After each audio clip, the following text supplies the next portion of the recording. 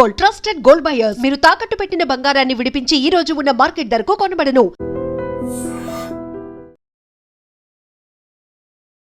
రైతు భరోసాకి సంబంధించిన నిధులు ఎప్పుడేస్తాయని రైతులు వెయిట్ చేస్తున్నటువంటి టైంలో దీన్ని కూడా పూర్తి స్థాయిలో రాజకీయాని కోసం వాడుకునే ప్రయత్నం చేస్తున్నాయి అన్ని రాజకీయ పార్టీలు. గతంలో అదే జరిగింది, ఇప్పుడు కూడా అదే జరిగింది అనేటువంటిది పూర్తి స్థాయిలో ఆరోపణలు అయితే వస్తున్నాయి. Actually CM Revanth Reddy municipal ఎన్నికలు కాగానే మేము రైతు భరోసాకి సంబంధించిన నిధులు వేయబోతున్నాం, ఎందుకంటే ఇప్పుడు కోడ్ ఉంది కాబట్టి ఆ కోడ్ అయిపోగానే మేము రైతు భరోసా నిధులు విడుదల చేయబోతున్నామని చాలా సభల్లో ఆయన పార్టిసిపేట్ చేసినప్పుడు మాట్లాడినటువంటి పరిస్థితి. 16వ తారీఖు వరకు కోడ్ ఉంది కాబట్టి 17వ తారీఖు నుంచి రైతు భరోసా నిధులు పడతాయి అనేటువంటిది ఇప్పుడు మనకున్నటువంటి సమాచారం. అది కూడా 8 నుంచి 9 రోజులలో. గతంలో కూడా రైతు భరోసాకి సంబంధించిన నిధులు కూడా 9,000 కోట్లు 9 రోజులలో రిలీజ్ చేసింది రాష్ట్ర సర్కార్. అదే విధంగా ఈసారి కూడా జరగబోతోంది అనేటువంటిది సంకేతాలు అయితే వెలువడుతున్నాయి. ఎందుకు అన్నప్పుడు ఈ నిధులు ఇప్పుడు ఎందుకు వేస్తున్నారు అనేటువంటిది అతిపెద్ద చర్చ. యాక్చువల్లీ సర్కార్ పక్కాగా ప్లాన్ చేసి ఉంది. మొన్న పంచాయతీ ఎన్నికలు జరిగినాయి, తర్వాత మున్సిపల్ ఎన్నికలు జరిగినాయి, ఇప్పుడు ఎంపీటీసీ జెడ్పీటీసీ ఎన్నికలకు పూర్తి స్థాయిలో సన్నాహాలు చేస్తోంది రాష్ట్ర సర్కార్. అది కూడా నోటిఫికేషన్ ఎప్పుడు అంటే 23 ఈ నెల 23 లేదంటే 24వ తారీఖున నోటిఫికేషన్ రాబోతోంది ఎంపీటీసీ జెడ్పీటీసీ ఎన్నికలకు సంబంధించి. మొన్న ఢిల్లీకి వెళ్ళిండు రేవంత్ రెడ్డి. సో అధిష్టానంతో అన్ని చర్చలు జరిపి అన్ని దగ్గరల నుంచి పర్మిషన్ తీసుకున్న తర్వాత 23, 24వ తారీఖున జెడ్పీటీసీ ఎంపీటీసీకి సంబంధించిన నోటిఫికేషన్ రాబోతోంది. ఖచ్చితంగా ఇది జరగబోతోంది. ఎందుకు, రీజన్స్ ఏంటి అన్నప్పుడు యాక్చువల్లీ స్థానిక సంస్థల ఎన్నికలు అన్నీ కూడా అయిపోతాయి ఒకటి. అండ్ ఇంకోటి ఏంటంటే పరీక్షల సీజన్ స్టార్ట్ అవుతుంది. అంటే ఈ మంత్ ఎండింగ్లోనే మనకిప్పుడు ఎవరి ఎగ్జామ్స్ ఉంటాయంటే మార్చి 14 లేదా 15వ తారీఖు నుంచి మనకు 10వ తరగతి పరీక్షలు స్టార్ట్ కాబోతున్నాయి. కాబట్టి దానికంటే ముందే ఎన్నికలు అయిపోవాలి అనేది ప్రభుత్వ ఆలోచనగా మనకైతే స్పష్టంగా అర్థమవుతోంది.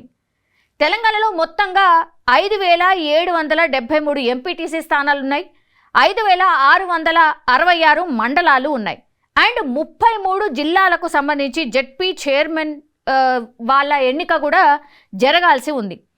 సో ప్రభుత్వం ఈ నిర్ణయాలు తీసుకోవడానికి రీజన్ ఏంటి అంటే, ఒకటి ఎన్నికలకు వెళ్ళడానికి ప్రధాన కారణం మళ్ళా పరీక్షల సీజన్ స్టార్ట్ అయితే ఎన్నికల విధుల్లో పాల్గొనేటటువంటి వాళ్ళు కూడా ప్రభుత్వ ఉద్యోగులు ఉంటారు కాబట్టి ఆ ఉద్యోగులందరూ బిజీ అయితే మళ్ళీ ఎన్నికలు పెట్టడానికి వీలుండదు, మళ్ళా గ్యాప్ వచ్చేస్తుంది.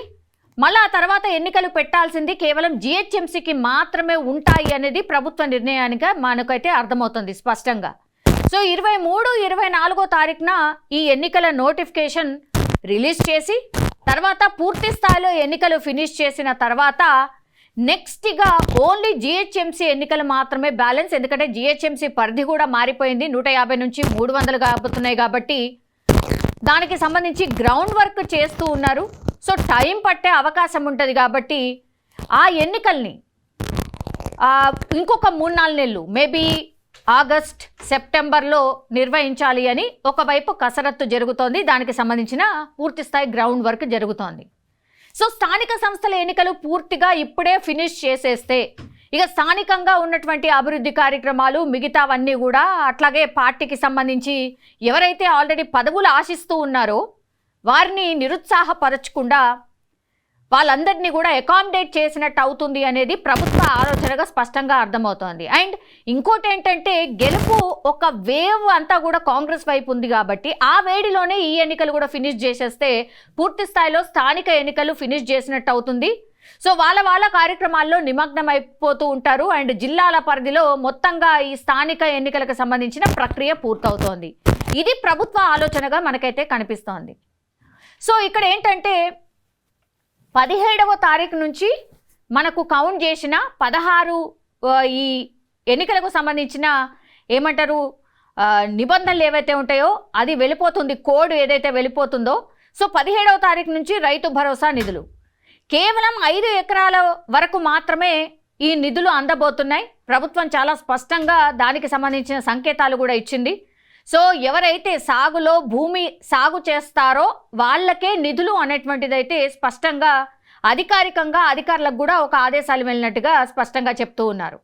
ఒకవైపు కోడ్ మళ్ళా ఎంపీటీసీ జెడ్పీటీసీ ఎన్నికలకు సంబంధించిన కోడ్ రాకంటే ముందే ఈ రైతు భరోసా నిధులన్నీ వేసేసిన తర్వాత ఎన్నికలకు వెళ్ళే అవకాశం స్పష్టంగా కనిపిస్తోంది. దానికి సంబంధించిన కసరత్తు కూడా ఆల్రెడీ జరిగిపోయింది. కేవలం నోటిఫికేషన్ ఒక్కటే రావాల్సి ఉంది.